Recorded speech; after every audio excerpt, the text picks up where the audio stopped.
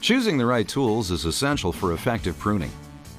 Compact hand pruners are ideal for making quick snips on stems and branches up to 1 inch thick.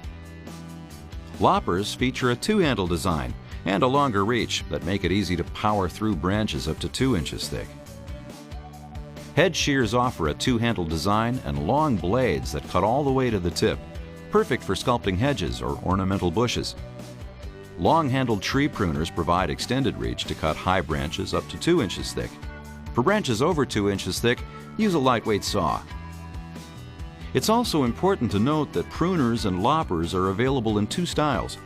Choose bypass blade tools for clean, healthy cuts on green living plants like flowers, ornamental shrubs, hedges, and tree branches. Choose anvil blade tools for pruning dry, dead growth, stripping small logs, or cutting back branches that died over the winter.